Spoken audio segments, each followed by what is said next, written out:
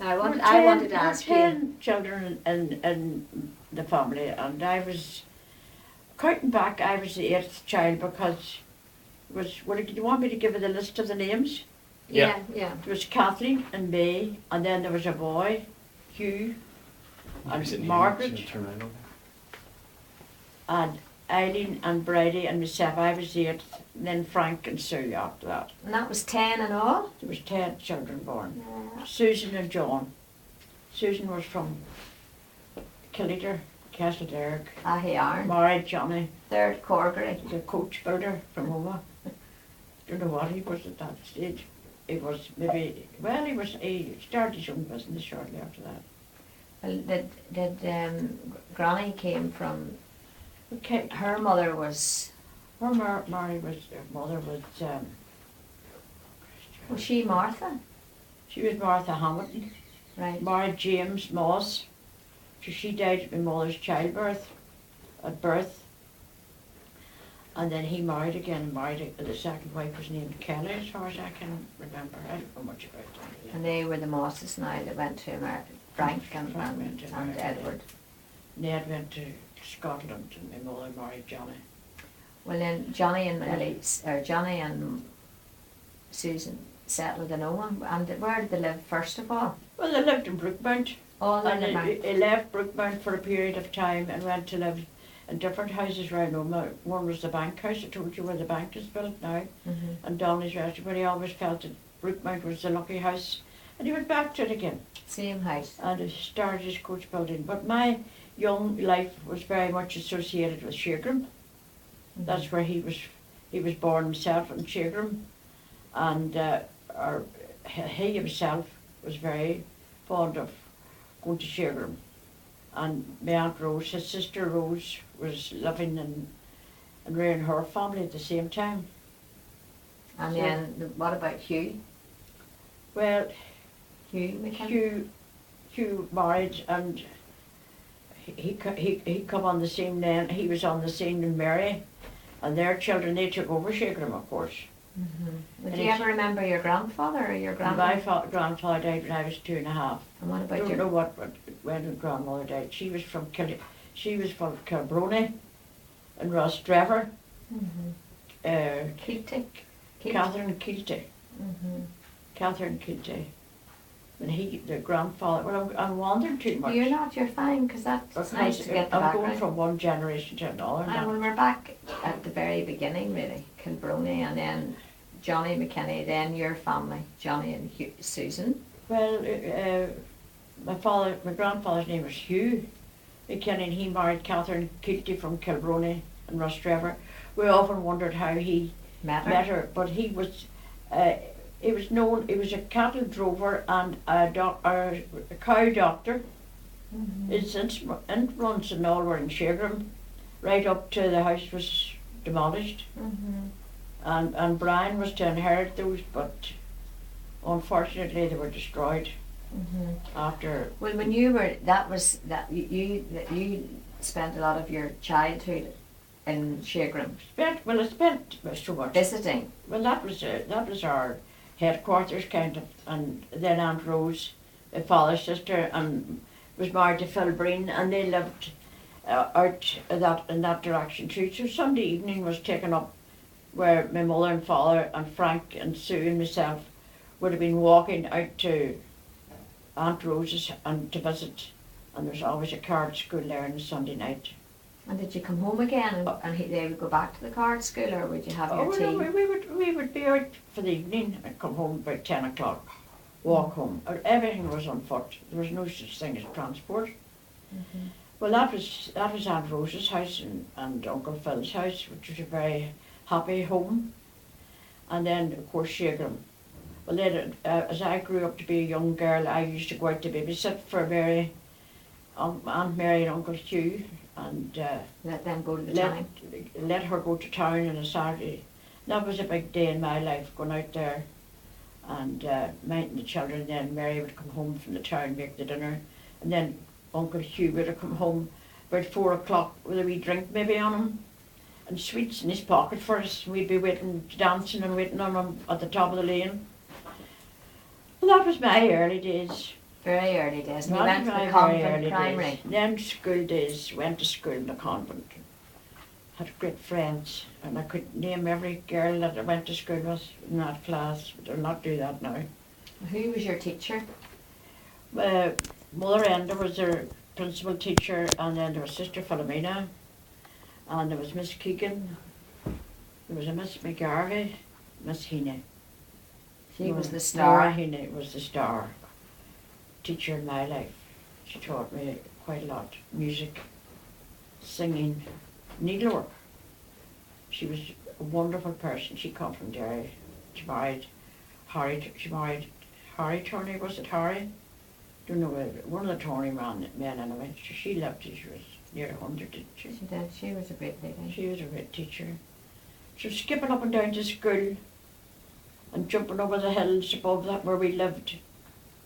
And we knew every bird's nest, we knew every flower in the fields, we danced and played about, skipped, and then as I grew older, around about 10, you'd get the call on an evening, your turn to go with my father's tea.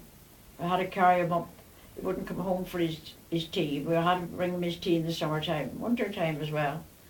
And mother would have maybe a big dish of pancakes ready, and it was packed into the bag in a big can of tea, and you had to walk away down to Market Street. You went down, and it was always pleased to see you, and maybe 2 or 3 other men waiting, and you'd be dancing about, and you had your friends down there as well. I had God, I can't remember the people had. Yeah, you talked about that man the other day, Anderson, Norman Anderson. Norman Anderson. We knew the Andersons. They had the big grocery shop on the right hand side of the entry, and Mrs. Oh God, the publican. She was Mrs. McNamee. She was the publican. Was she the cross lady? She was, well. She kept her eye and everything. Oh, she wasn't. There was no charity or anything else. She was a hard out nut. My father didn't like her, but he didn't like her. We didn't like her. But anyway, she was a very respectable, decent woman. Joe Campbell was her sister. She was a publican and he was a publican. And I'm sure many people still living would remember Joe Campbell. He was from, I think, Ballyshannon originally. And That's where they come from. Were his daughters, was he the publican who had... His daughter married one of the Cunningham's, Eamon Cunningham. And that was the girl who died. Can't think of her name. Anyway, that was another episode. You went down and you'd be asking your father for a penny, but he would laugh at you. But you always got it before you left. You blew the bellies maybe for an hour for him. Earned it. And then you come up to town and you had to bring your tea baskets with you and your bowls. It was all, they don't get tea out of bowls. You'd have your bowls packed in your basket, and you must bring your sticks for the fire for the next morning, mother to light the range. Mm-hmm. And I remember one evening coming home, and you'd watch different seasons of Christmas, coming up to Christmas. You'd be watching the Christmas windows, and this evening Tommy the painter was coming up after I had left, and he found me can sitting outside the shop. Where I forgot to take it, left it. And how did you recognise it as I yours? knew the can. Nobody else would have the can that I carried with the tea in it. I was the only one who carried the tea, of course. Brady had to do it as well, Eileen. Eileen was great fun at home. She kept the boy when there was any trouble. Eileen got Was in the middle of it? She was in the trouble. But Frank was my really sincere friend and brother. I loved Frank. We had great times together. He was 2 years younger. He was 2 years younger. And He Bride? was June 2. Bridie was 2 years older. And Brady was 2.5 years older. All right. And was she And more... Eileen was only a year older than that. Mhm. Then Sue come. With great excitement when Sue arrived. She had plenty of nurses and all the rest of it to look after her. Well, how much younger was she than Frank? She was 4 years younger than Frank. Mm-hmm. I think she might have been a wee afterthought. What year was your mother born? Was it 1885, we thought? No? I think, I always thought, and I don't know exactly, I have her I have her baptismal lines in the house. But I think she was 36 years older than me. My father was 38 years. Approximately that. And Auntie Kathleen, was she the eldest? Catherine was the eldest of the family. And And she was 9 years younger than you. she was 9 years older than me. Sorry, older. So Granny must have been 27 whenever Kathleen was I born. don't think she was that age even. I Well, don't know. Well, she was 9 years younger than you. Well, I think Catherine was maybe more than that, older than me. And she told me she was 9. She remembers the day you were born. She was sent to Shigram for the afternoon. I was so you. I was so. And she But told me that. I think if you were to count back, I'm not too sure, and I wouldn't like to contradict, but I would say Catherine must have been more than 9 years. But anyway, we'll talk about that again. Yeah, Anyway, Kathleen was always, she was a pianist. She was a great pianist and very polite and very particular about her appearance and all. But May was she was the practical member. She was always, but she looked after us very well, being the older sister, and she would have been very much prepared to shop and make sure that you had everything right if we were going making your first Holy Communion and confirmation and all that. She was always in on that. And she was the good cook. And she was a great cook. And then she Lovely went, buns. I loved her buns. and she was in Cunningham's then, and I learned a lot from the Cunninghams. Used to go down to visit Aggie. Agnes. Miss Cunningham was her name. We weren't allowed to call her Agnes. And she was very nice, and her two brothers were very nice people as well. But they were great bakers. Great bakers. I learned a lot in Cunningham's, and they had a sewing machine. So she used to let me sew when I was a wee girl of 14. I made dresses, but then I had they had the most intelligent member of the family was Margaret. And she was a scholar. And she really educated us and brought us on, taught us quite a lot.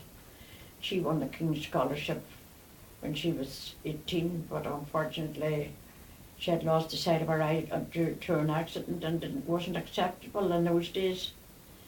You had to have a full medical record before you'd be accepted as a teacher.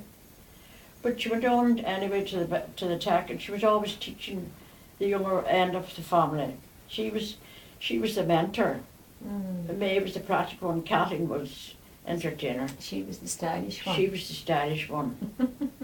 Everybody had their own personality, and Eileen, of course, got into lots of difficulties because she did a lot of chat back. But she was very witty and very happy. And then, of course, Bridie was my chum, really, I would say. Bridie and I were always very good friends.